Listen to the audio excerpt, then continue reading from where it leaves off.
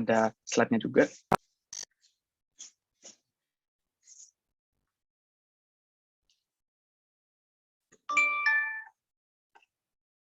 Oke, udah kelihatan belum ya? Ya, Kak, sudah kelihatan. Slide-nya udah kelihatan ya? Sudah. Oke, kita mulai aja ya, karena kejar dengan waktu juga. Assalamualaikum warahmatullahi wabarakatuh. Selamat malam buat teman-teman semua. Jadi, pada kesempatan malam kali ini kita akan diskusi ya, bisa dibilang diskusi juga, tentang PWA atau Progressive Web App. Jadi ini topik yang masih relevan dengan zaman sekarang. Jadi untuk teman-teman yang belum kenal ataupun mau berkenalan dengan PWA ini juga kesempatannya masih sangat besar. Oke, sebelum lanjut ya ke materi yang teknikal gitu, perkenalkan saya Tovan Villa Iskandar, asli Malang. Terus kalau ngomongin tentang pendidikan, saya Muklet dan dulu kuliahnya di Telkom Bandung, jurusan Sistem Informasi tahun 2015 dan lulusnya 2019. Jadi nggak beda jauh lah ya sama teman-teman di sini. Terus kalau ditanya sedang sibuk apa, lagi sibuk ngoding. Jadi pekerjaan utamanya programmer, software engineer. Sekarang lagi kerja di Clearview. Jadi Clearview itu adalah salah satu perusahaan IT di US. Dan Clearview sendiri sudah 14 tahun itu remote. Jadi kita ada kantornya, tapi untuk engineer sendiri remote semua. Dari teman-teman lulusnya juga Indonesia. Lalu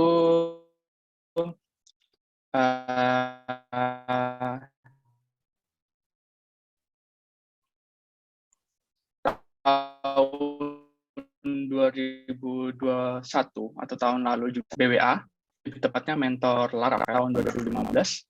Saya sudah ngoding pakai Laravel, jadi saat itu mulai saat itu untuk project-project freelance ya. Jadi kurang lebih ada 20-an project yang sudah selesai. Itu dari awal freelance tahun 2014 sampai sekarang. Dan kebanyakan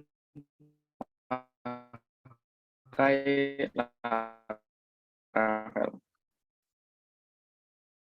Lalu sudah 2 tahun kerja remote dan sejak 2 tahun yang lalu itu, tepatnya November 2019, sudah dapat perusahaan remote dari Singapura dan juga mengizinkan saya untuk kerja dari Malang. Terus Malang base, saya asli Malang, walaupun besar di Kalimantan, jadi tinggal di Pontianak pernah, Palangkaraya, Banjarmasin, terus yang terakhir di Balikpapan. Terus saya pecinta Laravel dan Vue karena dua framework itu adalah kombinasi yang sangat cakep ya, sangat bagus untuk membantu pekerjaan saya. Namun akhir-akhir ini lebih tertarik sama konsep blockchain dan Web3, jadi yang lagi hits biar nggak ketinggalan zaman gitu. Oke, terus ini saya ada kelas BWA Premium tentang Laravel yang namanya BWA Laracamp. Jadi ini kelas, ini intermezzo saja, jadi ini kelas premium saya dengan Mas Angga.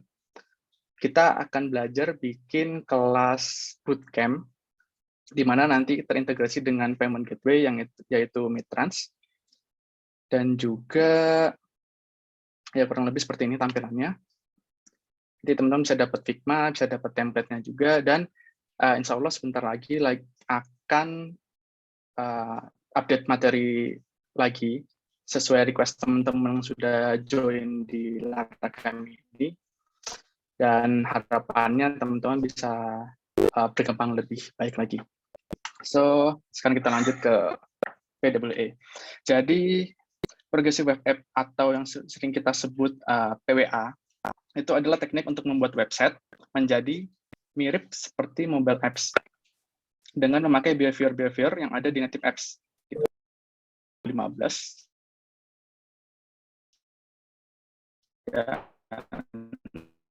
Ya, seperti yang saya bilang tadi, PWA ini juga masih yang menarik karena selalu update juga dari si Google sendiri. Oke, pertama kita masuk ke sini, full responsiveness and browser compatibility.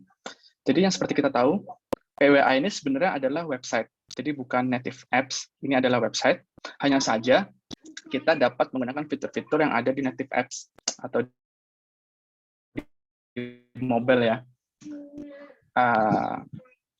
Karena ini adalah website, maka untuk responsifnya sendiri, yang full responsiveness ini, dia tergantung dengan bahkan dari yang XS hingga sampai yang XXL. Jadi dari screen yang sangat kecil hingga yang sangat besar. Jadi responsiveness kita atau website kita yang PWA ini bakal lebih bagus. Nah, juga browser compatibility. Jadi kalau teman-teman ada pernah download aplikasi PWA, dan itu sebenarnya dia running-nya itu juga di atas Chrome, di atas Google Chrome. Jadi mau kita installnya dari HP Android misalkan, atau dari iOS, itu nanti juga sebenarnya jalannya di browser Chrome. Jadi kemungkinan ada isu kok di Android bisa, di iOS nggak bisa, atau sebaliknya itu akan minimal sekali. Gitu. Oke, terus next-nya connectivity independence. Jadi yang dimaksud ini adalah di PWA ini kita bisa membuat aplikasi kita atau website kita tuh support untuk beberapa tingkatan konektivitas. Jadi ada yang misalkan online dengan koneksi yang cepat, lalu koneksi yang lambat, bahkan juga offline. Jadi kita bisa menghandle beberapa tingkatan konektivitas yang ada gitu.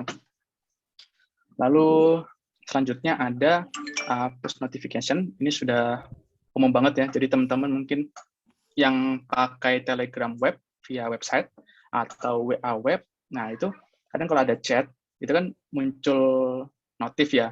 Nah itu juga itu yang dinamakan push notification. Dan ini pun juga di HP sama di laptop tuh punya struktur yang mirip. Jadi ada title, body, sama action-nya gitu. Next-nya adalah self-updates.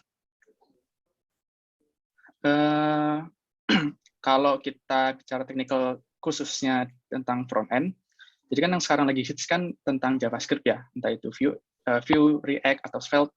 Jadi ada konsep yang namanya SSR sama CSR, server-side rendering, dan juga CSR atau client-side rendering. Jadi singkatnya, SSR itu adalah gimana website kita itu tampil ke klien, sedangkan pengolahannya itu ada di dalam server. Contohnya seperti aplikasi-aplikasi Java, lalu ada PHP, itu konsepnya itu dikompilnya di server. Sedangkan untuk yang CSR ini, client-side rendering, itu contohnya di front-end. Jadi di JavaScript, sorry. Jadi si klien ini, kita nge-request suatu halaman website, itu diterima itu suatu bundle. Nah, setelah itu nanti akan diolah di client-side atau di sisi laptopnya, bukan di server. Gitu. Nah, bedanya apa sih? Kalau SSR kan dia hanya karena kita tahu dia ada di server, jadi ketika ada update, itu bakalan susah untuk berkomunikasi dengan klien kan, beda dengan CSR yang lebih gampang. Nah, dengan adanya PWA ini, nanti kita bisa membuat aplikasi SSR kita, atau yang PHP itu contohnya, itu bisa update sesuai apa yang ada update-nya gitu. Itu bisa menggunakan PWA. Jadi misalkan kita punya aplikasi A, terus kita ada update ini di bagian login itu ada sesuatu perubahan. Nah, ketika kita deploy dengan adanya PWA, nanti aplikasi kita bisa auto update juga. Atau at least bisa nampilin notifikasi, misalkan ada toast, nah kayak gitu. Nah, ini juga yang keren, caching files. Jadi kalau umumnya kan website itu punya aset yang banyak dan juga cukup besar. Contohnya apa? Misalkan icons, terus ada image. Nah, yang image ini, apalagi kalau misalkan foto-foto yang dari kamera atau HP ya, itu kan bisa sampai MB-MB-an kan, berat sekali itu kalau diakses di web. Nah, itu juga suatu masalah sebenarnya. Jadi semakin banyak aset yang kita tampilkan dan juga itu file size-nya besar, itu maka akan semakin lama, semakin lambat website kita. Jadi tujuannya file Caching ini adalah nanti di PWA itu kita bisa men-cache atau menyimpan aset-aset apa aja, atau bahkan file apa aja yang mau kita simpan, sehingga ketika user merefresh atau berkunjung kembali di website tersebut, asetnya itu tidak diambil dari server lagi, tapi diambilnya dari cache yang disimpan di browser tersebut. Gitu. Jadi kalau kecepatannya untuk awal mungkin tetap agak lambat ya. Tapi setelahnya itu karena kita udah cache atau udah menyimpan file tersebut, jadi bakalan lebih cepat untuk selanjutnya. Gitu. Oke, nah sekarang lebih ke dalam ya, lebih ke technical component. Jadi di technical component ini ada dua part yang perlu kita perhatikan agar PWA kita bisa lebih optimal gitu. Oke, yang pertama adalah web app manifest. Jadi kalau teman-teman pernah bikin Android ya, Android apps, pasti udah familiar dengan manifest kan. Jadi tujuannya sama dengan di PWA. Maksudnya PWA manifest ini sama dengan di Android manifest. Tujuannya itu adalah memberikan informasi seputar website kita. Misalkan nama apps-nya apa, icon-nya apa, pen color, dan juga mungkin kalau di Android kan bisa nambahin permission dan lain-lain ya, kayak gitu. Jadi kurang lebih sama, jadi di PWA sendiri itu juga ada manifestnya. Nah, yang kedua adalah service worker. Jadi service worker ini adalah satu file di mana kita bisa memberikan logic khusus untuk fitur-fitur di PWA. Misalkan tadi fitur kan banyak tadi kita sebutin tuh. Ada offline mode, terus ada push notif, ada background synchronization. Jadi itu nanti diaturnya di service worker atau workbox ini, gitu. Jadi dua hal tadi itu sih yang perlu diperhatikan, yaitu di web manifest dan juga service worker-nya. Oke, lanjut ke kelebihan si PWA ini. Karena ada kelebihan dan kekurangan, pastinya ada gitu kan untuk semua hal. Tapi kita bahas ke kelebihannya dulu. Yang pertama, development saving. Jadi development saving yang dimaksud di sini adalah kita dapat menghemat banyak hal. Jadi mulai dari waktu, mulai dari tenaga, dari resource, maksudnya saat development ya, saat membuat aplikasinya. Kenapa? Karena kita cukup fokus untuk membuat web aja gitu. Jika udah selesai, misalnya kita udah selesai bikin website kita tentang e-commerce gitu kan, udah selesai, tinggal kita pasang aja PWA agar usernya ini bisa akses via mobile. Dalam artian bukan buka Chrome terus dia ketik www.apa.com gitu, tapi dia bisa aksesnya via add to home screen atau bahkan via apa namanya tuh Play Store dan lain-lain gitu. Jadi ada di marketplace-nya si OS masing-masing gitu. Nah, hal ini sangat cocok buat startup baru yang lagi mengejar MVP gitu. Jadi daripada kita riset banyak macam-macam gitu, ini kita buat MVP, kita lempar ke user, nanti dapat feedback, kita perbaiki, flow-nya kurang lebih kayak gitu terus alurnya. Jadi website kita lebih baik lagi gitu. Jadi salah satu keuntungan dari PWA. Terus yang kedua, installation friction. Jadi yang dimaksud sini adalah shortcut. Jadi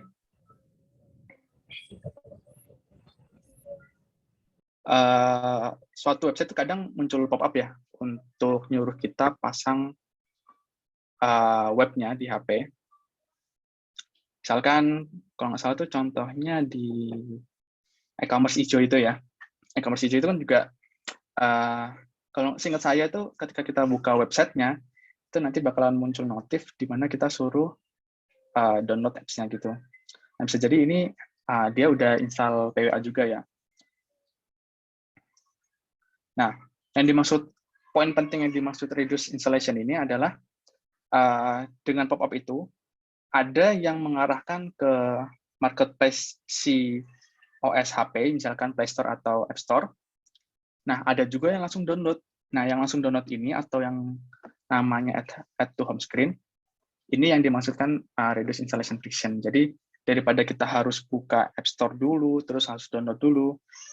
Nah, habis download kan install. Nah, ini bakalan memotong atau memberikan shortcut, jadi habis muncul pop-up itu, kita klik, terus dia langsung download atau add to home screen. Terus isi updates. Jadi, kalau misalkan kita punya aplikasi yang berbeda antara mobile dan web, nah ini kan kadang kita harus kejar-kejaran, ya, misalkan kita rilis suatu fitur, gimana caranya web dan app ini sama, selaras, dan tidak error gitu. Itu yang paling penting kan. Nah, dengan PWA ini, jadi seperti yang tadi awal banget itu, cukup fokus ke website aja, nanti dia otomatis akan ikut update juga, karena kan di-deploy di satu server yang sama. Nah, itu sih, itu poin pentingnya. Oke, yang terakhir, high user engagement.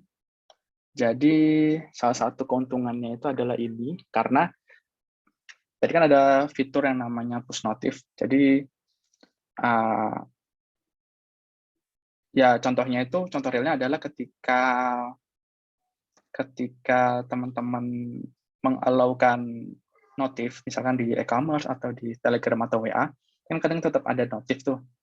Nah, itu tuh tujuannya itu adalah untuk mengengage user agar lebih aware sama website kita, aplikasi kita, atau produk kita gitu. Nah, cuma hal ini terkadang bisa jadi negatif juga ya, karena semakin banyak notif, mungkin ada orang yang nggak suka kebanyakan notif, jadi itu ngerasa annoying gitu. Tapi sebenarnya apa ya? Yang penting itu si aplikasinya itu tahu kalau user itu tahu kalau oh ini aplikasi ini aktif atau masih ada lah gitu. Terus selanjutnya ke kekurangan dari PWA. Yang pertama limited functionality. Jadi karena ini adalah web based, jadi nggak semua fitur di native apps atau di mobile apps itu bisa kita gunakan, seperti contohnya itu fingerprint, terus Bluetooth. Nah, itu kan hal-hal yang dimiliki sama HP ya, mobile apps. Nah, itu belum bisa kita terapin sampai sekarang. Dan entah nanti apakah bisa atau enggak. Tapi untuk fitur-fitur yang umum, itu misalnya seperti tadi add to home screen, terus push notif, offline, itu juga udah ke cover di PWA. Jadi itu aman banget sih buat kita yang mau bikin aplikasi, tapi mungkin skillnya kurang di mobile apps, atau nggak ada waktu untuk bikin mobile apps-nya, atau males dan lain-lain, itu PWA ini salah satu solusinya. Terus increase battery use. Jadi karena PWA ini web-based dan juga jalan di atas Chrome, dan juga karena web dia pasti butuh koneksi untuk selalu update, untuk bisa memainkan aplikasinya, otomatis baterainya akan lebih banyak kepake resource-nya. Nah, ini berbeda dengan native apps yang nggak selalu butuh koneksi. Nah, jadi ini salah satu kekurangannya. Terus search traffic. Jadi kalau misalkan kita cari di marketplace mobile, misalkan App Store atau Play Store, itu kadang bakalan kalah sama yang native gitu. Bakalan kalah sama yang native. Jadi ya ini juga salah satu kekurangan, apalagi kalau kita bicara tentang marketing atau memasarkan produk kita. Ini hal-hal yang sangat merugikan kita sih gitu. Namun hal ini bisa diatasin dengan yang namanya TWA atau Trusted Web Apps. Jadi saya pernah bantu startup teman saya juga. Jadi karena kita kurang resource, banyak kurangnya, kita bikin website.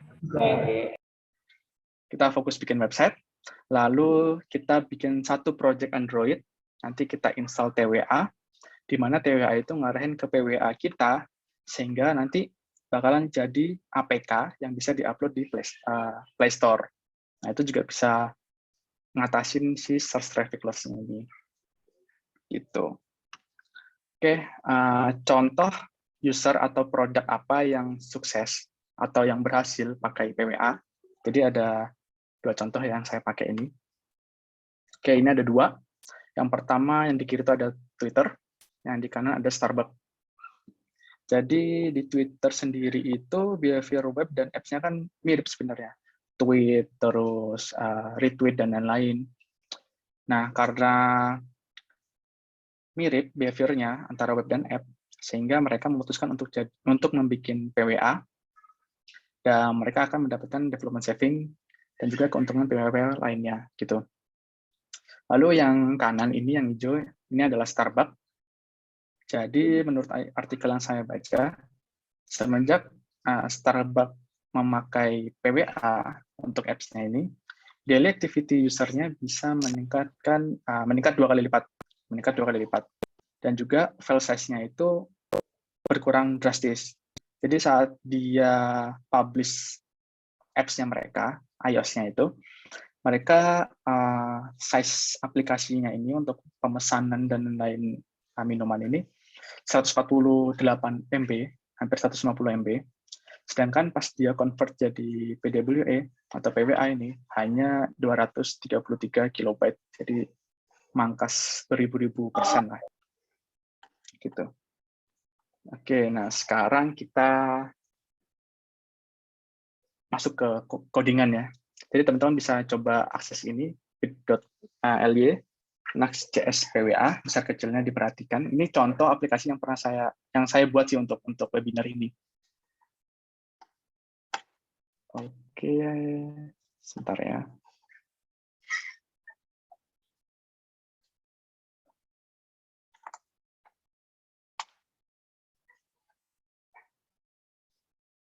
Ini jelasin sedikit aja sih perbedaannya gimana.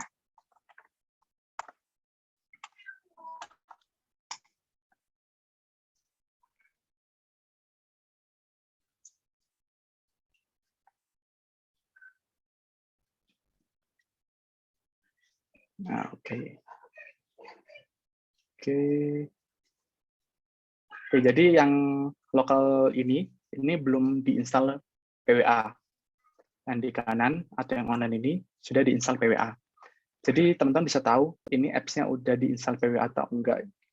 Paling gampang ada di mana? Itu ada di tab application. Di tab application nanti ada manifest, ada service worker juga. Kalau dia ada isinya, nah berarti ini udah PWA. Ini juga service worker-nya yang tadi kita sempat bahas. Jadi bisa coba push notice, bisa coba offline. Sedangkan kalau misalkan dia nggak ada PWA-nya, itu nggak ada apa-apanya di sini.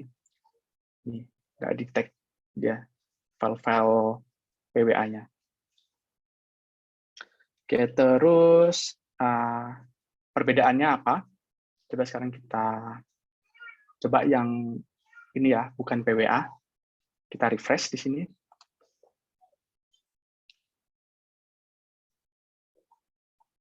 Oke, bentar. Kita coba incognito aja perbedaannya. Oke, kita buka 2 tab.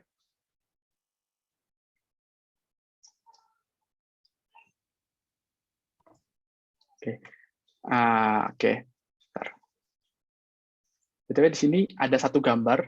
Ini gambar yang cukup besar ya, yaitu 3 MB. Jadi kita akan mencoba salah satu fitur yaitu caching filenya. Ini kita coba buka yang bukan PWA dan juga PWA.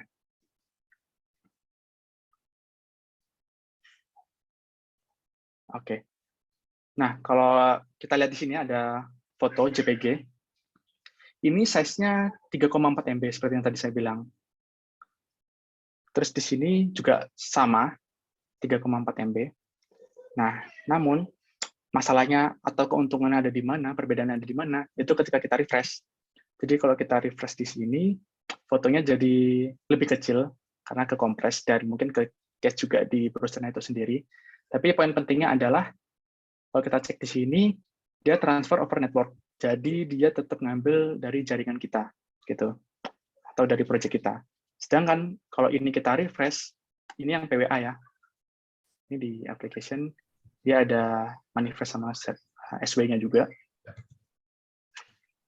Network, terus kita ini ya, kita refresh. Nah, fotonya, dia kalau bisa kita lihat di sini, nah dia ngambilnya dari service worker-nya atau di mana tempat kita nge-cache si file foto yang 3,4 MB ini. Ini masih nggak kerasa karena cuma satu foto dan ini website sangat sederhana banget gitu. Tapi kalau misalkan teman-teman udah buat yang kompleks, misalkan seperti ada dashboard-nya, ada grafiknya, atau seperti e-commerce yang banyak transaksinya, terus ada banyak icon dan aset-aset lainnya, itu bakalan kerasa banget nanti perbedaannya antara pakai PWA atau enggak. Tuh. Terus kita coba fitur lainnya yang saya pasang di sini adalah offline. Jadi di sini teman-teman kalau mau nyoba offline bisa gini di tab network, terus diganti offline. Nah, ketika kita refresh, dia nggak jalan atau no internet. Tampilan umum ya. Ini bisa dibuat mainan juga kalau gabut. Nah, kalau misalkan ini yang PWA dibuat offline, apa yang terjadi? Oke, kita tahu kalau website ini itu offline atau kita nggak ada jaringan, tapi kita tetap bisa akses karena kita sudah mengenable fitur offline-nya dan juga ada foto-foto atau aset-aset yang kita save di cache kita. Nah, itu kelebihannya dari offline. Terus yang terakhir, bisa kita coba. Nah, teman-teman mungkin kalau yang buka ini via mobile, itu nanti ada pop-up dari bawah ke atas itu ya, yang suruh install atau add to home screen. Nah, kalau di desktop pun juga sama, bisa juga. Jadi di sini ada tombol ini, kayak download aja.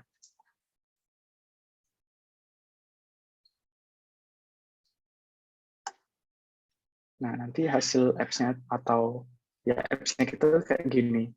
Jadi ini benar-benar seperti si website ini benar-benar website. Jadi ini juga jalan di atas Chrome, jadi kalau di inspect elemen juga masih bisa. Ya ini bisa inspect elemen ini. Nah seperti ini, dan juga lihat konsol dan lain-lain. Nah ini kelebihannya, atau yang biasanya tuh kalau saya pertama kali belajar PWA tuh ini yang paling menarik sih. Jadi gimana caranya website kita tuh bisa ada di home screen kita. Nah gitu.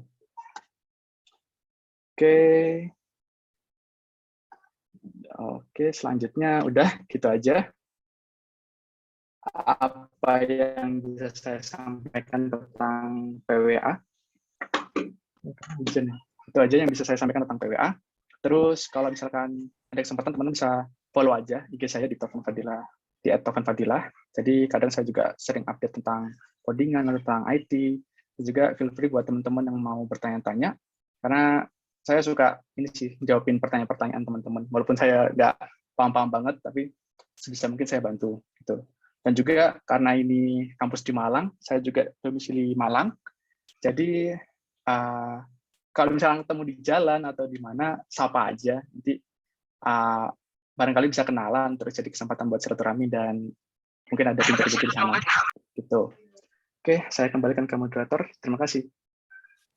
Wah, baik. Terima kasih kepada Kak Taufan yang sudah menyampaikan materinya. Tentunya materinya sangat menarik sekali, membuka wawasan bagi kita yang belum terlalu paham tentang PWA. Nah, sebelumnya aku mau nanya nih ke teman-teman, masih pada semangat kan mengikuti acara ini? Pastinya harus semangat dong. Nah, sebelum aku buka sesi tanya jawab, aku mau simpulin nih poin-poin penting apa saja yang sudah disampaikan oleh Kak Taufan tadi. Yang pertama, fitur-fitur dari PWA, kemudian technical komponen dari PWA apa saja, terus yang ketiga itu kelebihannya itu apa saja, dan yang terakhir kekurangannya dari PWA. Nah, oke, kita lanjut ke sesi tanya jawab. Bagi teman-teman yang ingin bertanya langsung ke Kak Taufan, boleh raise hand. Dan juga mungkin kalau ada yang malu bertanya langsung, bisa ngisi pertanyaan di link Slido di kolom chat ya. Oke, untuk yang diutamakan untuk yang raise hand dulu deh.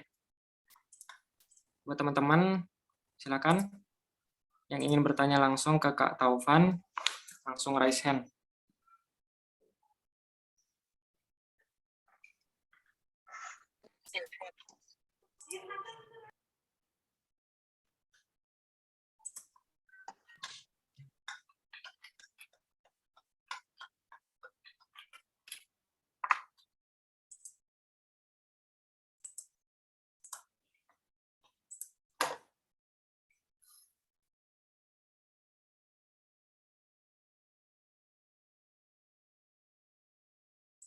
Oke, mungkin sambil menunggu ada yang raise hand, aku bacain dulu pertanyaan yang ada di link Slido.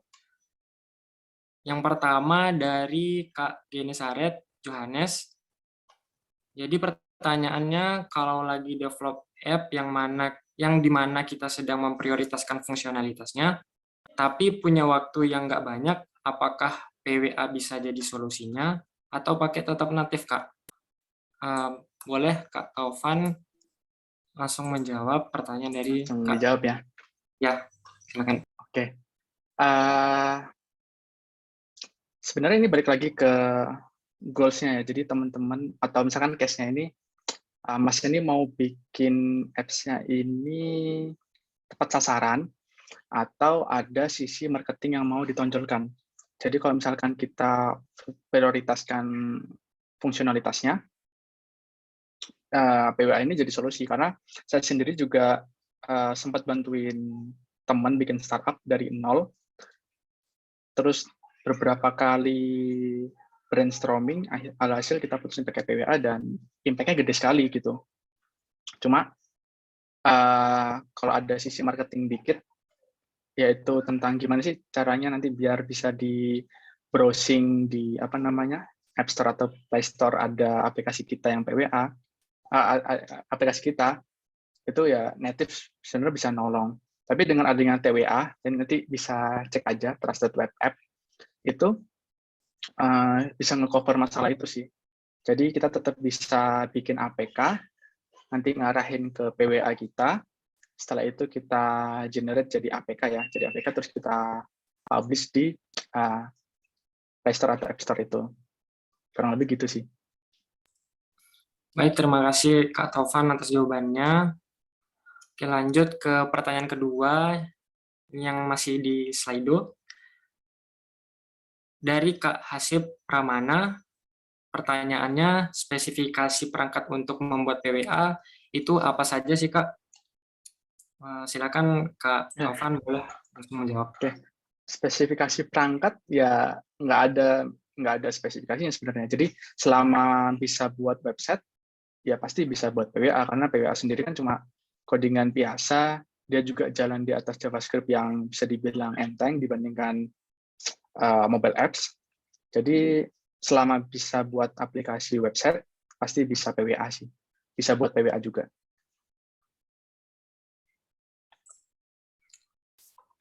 Oke, terima kasih atas jawabannya Kak Taufan. Mungkin dari Kak Hasib Pramana,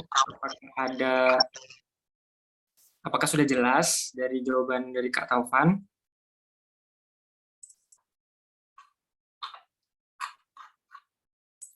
Oke, mungkin kira-kira sudah jelas ya. Selanjutnya dari Kak Tegar, Karunia Ilham. Kak, kelemahan kalau dijadikan app semisalnya dibandingin dengan APK yang dibuat dengan Java atau Flutter itu apa sih? Kelemahannya apabila dijadikan app? Mungkin langsung bisa dijawab Kak Taufan. Dibandingkan Java dengan Flutter ya. Jadi tadi sempat disinggung juga, yaitu ada beberapa fungsi si mobile yang nggak bisa diakses. Misalkan fingerprint, terus Bluetooth itu nggak bisa dijalankan. Jadi kalau misalkan teman-teman mau bikin apps IoT, itu kayaknya PWA kurang cocok. PWA kurang cocok. Tapi kalau misalkan yang umum-umum aja, PWA juga, itu PWA udah nge-cover banget sih. Misalkan sampai ada fitur kamera pun, itu PWA juga udah bisa. Gitu. Oke, kepada Kak Tegar mungkin ada yang kurang jelas dari jawaban Kak Taufan. Oke, ini sudah jelas. Terima kasih Kak Taufan. Kemudian kita beralih ke yang ingin raise hand, yang ingin bertanya langsung mungkin dari teman-teman. Boleh silakan, langsung saja raise hand. Mungkin karena belum, kita lanjut ke pertanyaan selanjutnya yang ada di Slido. Ini aku bacain pertanyaan yang banyak likes-nya aja ya. Kemudian dari Anonymous, dari manajemen storage, apakah PWA memberikan dampak terhadap storage project? Dan dari framework front-end, lebih unggul yang mana sih, Kak? Vue.js atau React.js nih? Mungkin Kak Tovan boleh langsung menjawab. Dari manajemen storage, apakah yang memberikan dampak terhadap proses storage? Mungkin masalah catching-nya tadi ya. Jadi iya. Jadi aplikasinya bakalan lebih banyak storage, tapi dari sisi kecepatan akses aplikasi itu bakalan ketolong banget karena poin penting dalam UX ya dari user experience itu adalah kecepatan akses website kita gitu. Nah, jadi semakin cepat maka user akan semakin tertarik, semakin bahagia dan semakin betah di website kita. Nah, gitu. Nah, terus framework mana yang lebih unggul, Vue.js atau React.js? Sebenarnya sama aja. Jadi teman-teman mau lebih enak, lebih doyan lebih cocok Vue.js atau React.js. Tapi di sini ada satu hal yang aku lupa, aku searching lagi ya.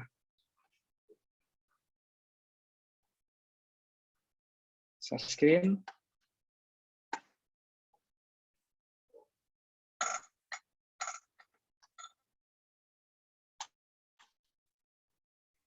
Nah, jadi teman-teman yang mau akses project tadi itu bisa di sini GitHub Tovan Fadila Linux PWA.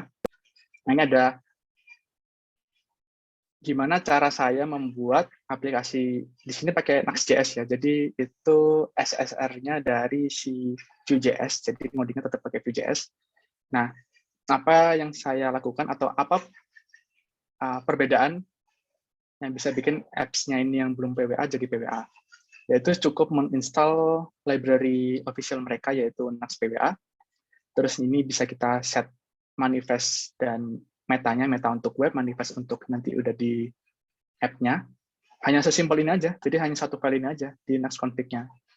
Jadi hal ini bisa bikin website kita jadi PWA dan bisa mendapatkan kelebihan-kelebihan yang tadi kita jelasin. Udah sisanya ini auto generate. Jadi pakai React atau Vue.js, kalau saya pribadi pakai Vue.js dan juga pakai Nuxt.js karena lebih enak sih, lebih enak dan lebih menolong banget saat membuat aplikasi gitu.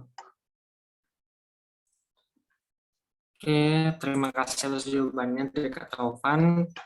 Kemudian pertanyaan selanjutnya dari Kak Relisa Anggita, perbedaan PWA dengan React Native karena keduanya bisa digunakan untuk develop aplikasi multi-platform. Ya, silakan Kak Taufan, boleh langsung dijawab. Oke, kalau PWA ini,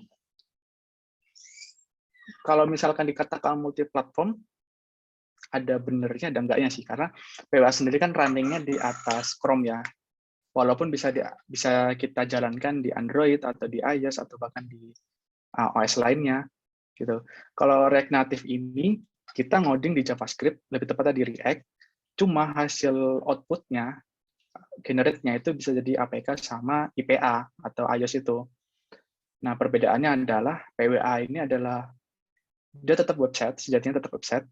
Kalau React Native ini dia bisa cross platform, jadi bisa jadi iOS, bisa jadi website juga, bisa jadi Android, bahkan jadi desktop juga. Jadi kalau misalkan ada kemampuan di React Native, ya silakan aja, lebih bagus React Native malahan karena jadinya kan apps native lebih bagus gitu. Oke, terima kasih atas jawabannya Kak Taufan. Dari Kak Relisa Anggita, apakah jawaban dari Kak Taufan sudah jelas?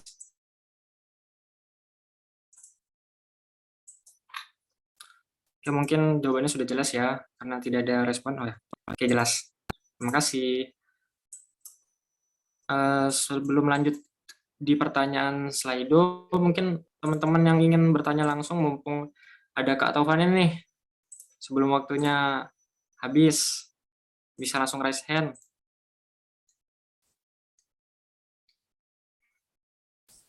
Oke, mungkin ini pertanyaan terakhir ya di Slido. Yang terakhir dari Anonymous. Menurut Abang, gimana sih ke depannya lebih bagus pakai Laravel atau Node.js atau Golang untuk menjadi backend engineer agar bisa lebih lama survive di dunia IT? Mungkin Kak Taufan mungkin langsung bisa menjawab saja. Oke, akhirnya ada pertanyaan non PWA ya. Salut. Jadi kalau menurut saya pribadi balik ke demand pasar atau kebutuhan perusahaan ya. Jadi kalau di Indonesia sendiri masih banyak yang pakai PHP ya, bahkan belum pakai Laravel. Jadi mungkin ada yang pakai WordPress, ada yang pakai Drupal. Balik lagi, cuma kalau misalkan ya alhamdulillah saya kerja juga di ini dari luar Indonesia juga, kebanyakan malah demand-nya itu udah Node.js atau Golang itu sih. Nah, terus juga kalau boleh saran mulai sekarang belajarnya tuh kalau misalkan JavaScript udah merasa paham, langsung naik tingkat ke TypeScript karena itu demand-nya sangat banyak dan juga emang lebih bagus gitu. Banyak kelebihan di TypeScript dibandingkan JavaScript biasa gitu. Oke, Ya kasih gitu sih. pertanyaannya dari Kak Taufan. Ya mungkin itu tadi pertanyaan terakhir dari sesi tanya jawab. Karena teman-teman kita nggak ada yang raise hand ini, mungkin kita tutup sesi tanya jawab. Nah, oh ini ada nih dari Kak Dewa Mahesa dari Gantara. Oke, boleh dipersilahkan. Langsung on cam dan on mic-nya.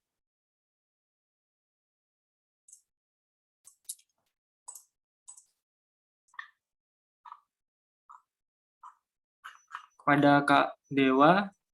Masih di mute tuh kayaknya tuh. Ya, jadi Ya, silakan. Atau kepencet.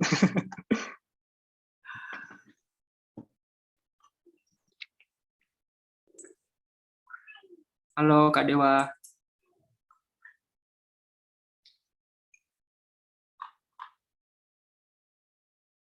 Yang nggak ada respon dari Kak Dewa. Jadi karena waktunya terbatas, mungkin aku tutup sesi tanya jawabnya. Baik, setelah mengikuti acara pada malam hari ini, aku mau nanya lagi nih ke teman-teman. Apakah teman-teman tertarik untuk belajar secara online? Pastinya terarah, kemudian dibimbing oleh profesional, dan pastinya profesionalnya berpengalaman di bidangnya. Nah, pas banget nih. Yuk, teman-teman bisa join bersama Build with Angga dengan join bersama BWA. Di sana ada kelas desain UI UX, kemudian coding, hingga pembuatan portofolio yang teman-teman inginkan. Nah, di BWA juga ada kelas gratis hingga yang premium. Tentunya kelas premiumnya juga tidak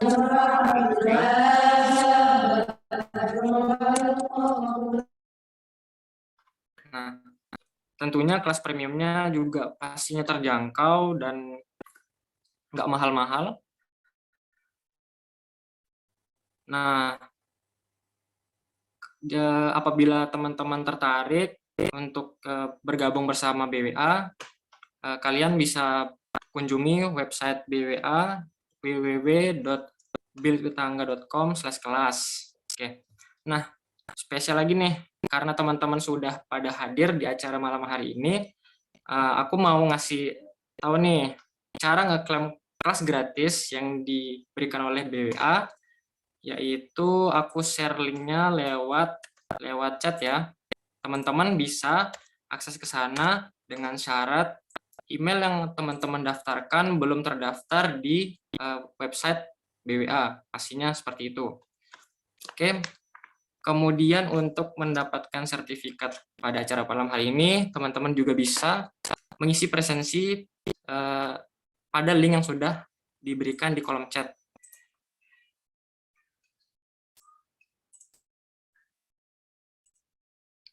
Oke, sebelum kita tutup acara pada malam hari ini, kita ke sesi dokumentasi nih. Yuk teman-teman yang belum on cam, silahkan on cam. Gunain juga background-nya, jangan lupa. Kita ke sesi dokumentasi.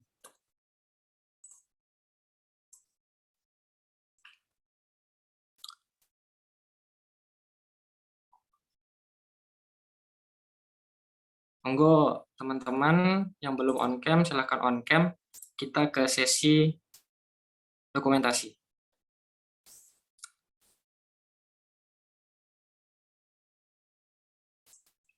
Oke, sambil menunggu teman-teman yang lain, teman-teman juga bisa lihat dulu untuk ngeklaim kelasnya yang sudah diberikan oleh BWA, tentunya dengan email yang belum terdaftar di platform di website BWA.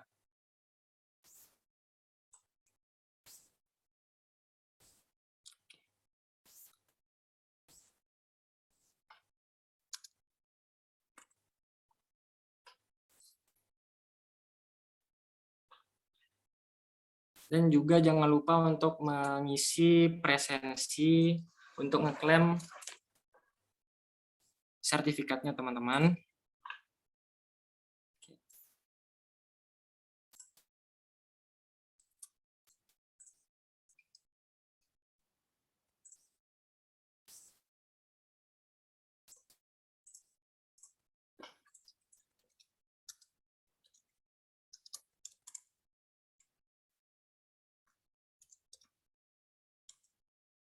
Oke, aku mau nanya nih ke teman-teman, apakah ada kendala dalam ngeklaim kelasnya? Kalau sudah terdaftar tentunya nggak bisa, emailnya yang sudah terdaftar tentunya nggak bisa diklaim. Diutamakan untuk email yang belum pernah terdaftar sama sekali. Oke, mungkin apabila ada kendala dalam ngeklaim kelasnya, boleh langsung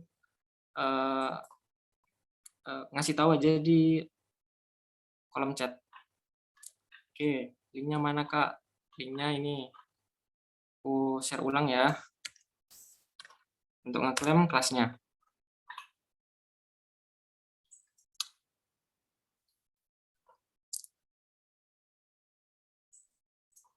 Sambil menunggu sebentar teman-teman ngeklaim kelasnya, aku mau nanya lagi sekali, apabila ada yang terkendala dalam ngeklaim kelasnya, boleh silakan langsung ditanyakan.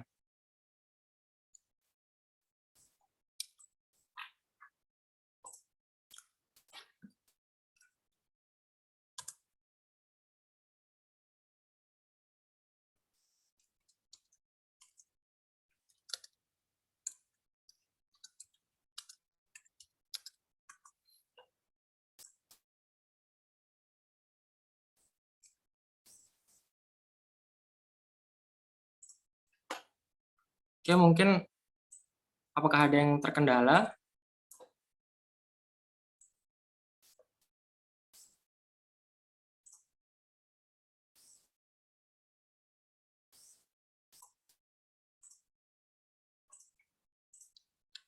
Oke, karena nggak ada yang terkendala, jadi aku anggap saja semuanya sudah ngeklaim ya. Sekarang kita ke sesi dokumentasi. Teman-teman yang belum on cam silahkan on cam. Dan jangan lupa memasang background-nya. Oke. Oke, sudah siap semua. Slide pertama. 1, 2, 3. Ini aku ambil alih aja ya. Untuk screenshot. Oke, mungkin untuk screenshotnya teman-teman diharapkan untuk on cam ya, untuk dokumentasi nanti. Untuk slide pertama aku hitung 1, 2, 3. Oke. Bentar. Oke, kemudian slide kedua. 1, 2, 3. Oke, wait. Oke. Kemudian slide ketiga. Oke, 1, 2, 3. Kemudian slide yang terakhir. 1, 2, 3. Oke, sekali lagi aku mau ingetin ke teman-teman, jangan lupa untuk dilakukan presensi untuk nanti diberikan sertifikatnya. Lalu kalau misalkan nanti ada kendala di linknya itu, link yang sudah di-share di chatnya untuk klaim kelasnya, itu langsung ditanyakan aja di grup, nggak masalah, tapi kalau bisa jangan di-share di grup WhatsApp-nya ya, cukup dikip sendiri-sendiri aja, begitu. Dan, oh ya, nanti kalau misal mau tanya-tanya, bisa langsung kontak Mas Taufannya langsung ya, Mas ya? Oke, gimana nih Mas Taufan? Untuk apa itu? Kalau misal mau tanya-tanya langsung ke Mas Taufan, bisa langsung kontak. Ini bisa di-share untuk kontaknya di kolom chat mungkin. Oh iya. Bentar ya.